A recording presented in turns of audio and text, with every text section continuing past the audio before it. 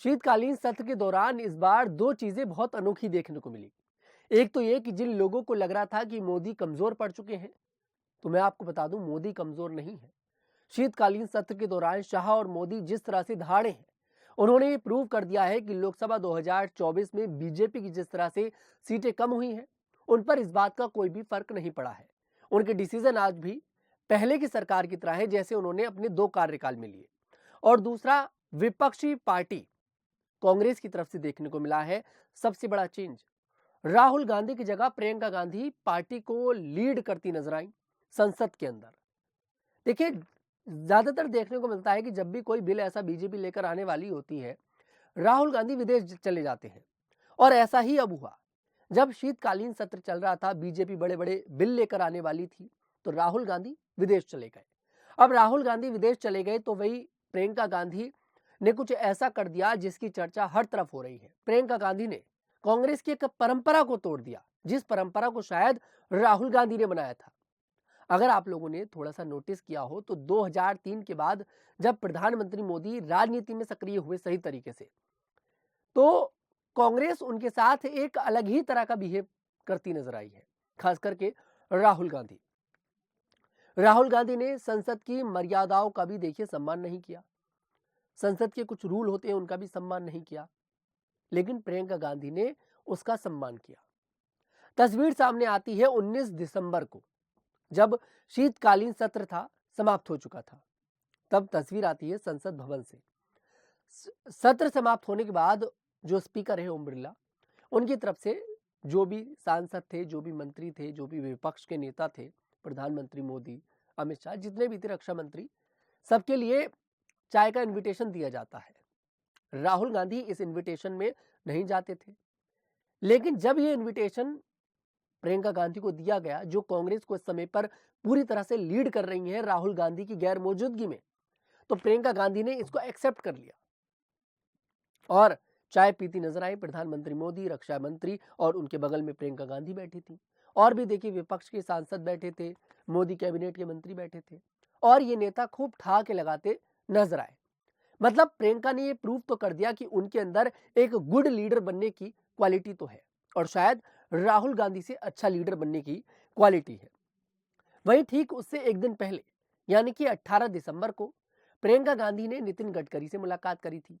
दरअसल संसद का सत्र चल रहा था। प्रियंका गांधी ने नितिन गडकरी से बोला कि हम तो आपसे मिलने का समय चाहते हैं। नितिन गडकरी एकदम खड़े होते हैं और कहते हैं कि हाँ, आप आ जाइए। जैसी ये खत्म होता है आज का ये पूरा जो टाइम दिया गया है, आप तुरंत आ जाइए। प्रियंका गांधी जाती हैं, बातचीत करती हैं, अपने वायनाड जो उनका क्षेत्र है जहां से वो सांसद है, वहां की समस्याएं उन्हें बताती हैं। उसकी भी तस्वीरें वायरल हुई। और इसकी उम्मीद आप लोग राहुल गांधी से नहीं कर सकते। राहुल गांधी से इस तरह की उम्मीद करना बेवकूफी है। अब ये कांग्रेस के नेता भी मान चुके हैं। अब एक और बात है, देखिए, रवनीत सिंह बिट्टू नाम आप लोगों ने सुना होगा। कांग्रेस के पूर्व नेता रह चुके हैं और 1.5 साल पहले ही बीजेपी में आए हैं। इस समय केंद्र में जो है मंत्री हैं, आपको बता दें। उन्होंने एक बयान दिया एक रिपोर्टर से। उन्होंने कहा कि राहुल और प्रियंका के बीच में लड़ाई हो गई है। उन्होंने कहा कि राहुल गांधी और प्रियंका के बीच में लड़ाई हो गई है। ये बात कह रहे थे रवनीत सिंह बिट्टू, जो कि केंद्रीय मंत्री हैं और जो कांग्रेस के नेता भी रह चुके हैं और बड़े नेता रहे हैं। मतलब कुल मिलाकर उन्होंने कांग्रेस के अंदर खाने की बात पब्लिक के सामने रखी। और इस बार ये शीतकालीन सत्र के दौरान देखने को भी मिला है, प्रियंका गांधी जिस तरह से एक भाषण देती नजर आई हर मुद्दे पर, ऐसा लग रहा था कि हाँ, प्रियंका के अंदर अपनी दादी इंदिरा गांधी वाली क्वालिटी है। और एक बात और नोटिस करिएगा, राहुल गांधी के पास ईवीएम और वोट चोरी के अलावा कोई ऐसा मुद्दा दिखाई नहीं देता। शायद यही वजह है कि उनके जो इंडिया ब्लॉक के सहयोगी हैं, उन्होंने उनसे दूरी बना ली है। उमर अब्दुल्ला, जो जम्मू कश्मीर के देखिए मुख्यमंत्री हैं, उन्होंने तो वोट चोरी को कांग्रेस का एजेंडा बता दिया है। सुप्रिया सुले, उन्होंने ईवीएम की तारीफ में कसीदे पढ़ दिए थे एक बार। सोचिए, वो लोग हैं जो इंडिया गठबंधन का हिस्सा थे। तो आप यहां पर समझ सकते हैं कि कहीं ना कहीं कुल मिलाकर राहुल गांधी से इंडिया गठबंधन के लोग भी खुश नहीं हैं।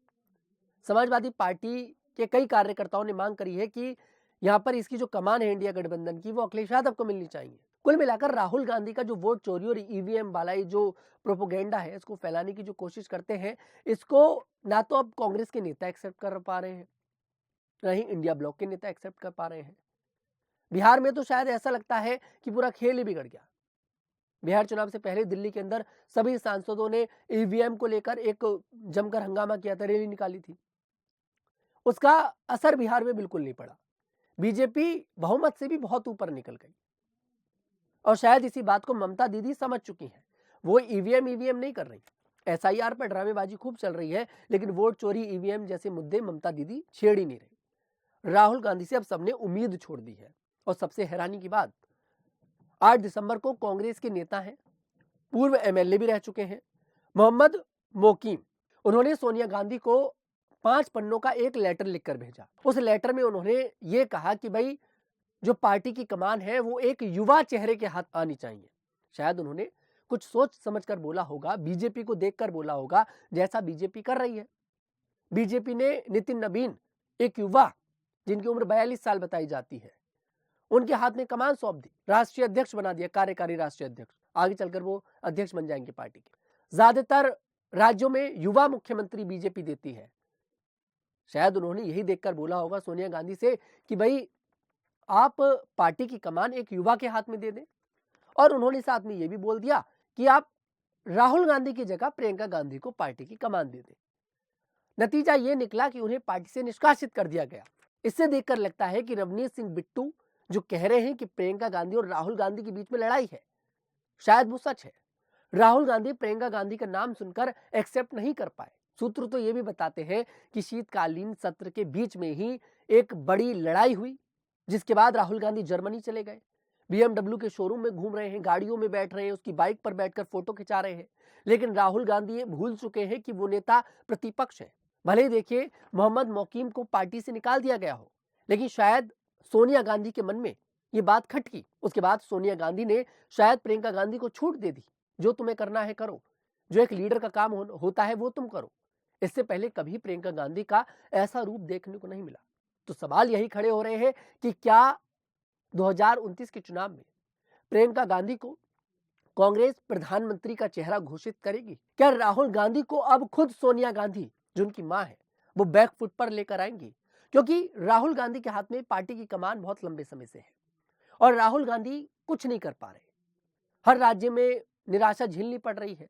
केंद्र का जब लोकसभा चुनाव होता है उसमें निराशा झेलनी पड़ती है। आप गठबंधन के साथ भी कुछ नहीं कर पा रहे। कुल मिलाकर पब्लिक बार बार राहुल गांधी को नकार रही है। हालांकि कुछ लोग ये भी कहते हैं कि अगर प्रियंका गांधी को पार्टी की कमान मिल जाए तो कुछ हो सकता है।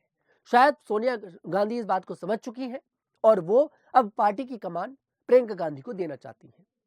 फिलहाल क्या आपको लगता है, क्या प्रियंका गांधी अब कांग्रेस की कमान संभालेंगी या फिर ये सब अटकलों का बाजार है? क्या आपको लगता है? कमेंट सेक्शन में जरूर बताएं। मैं तनुज दीक्षित फिर आपसे मुलाकात करूंगा। तब तक के लिए हमारे साथ देखते रहिए द न्यूज़ 15।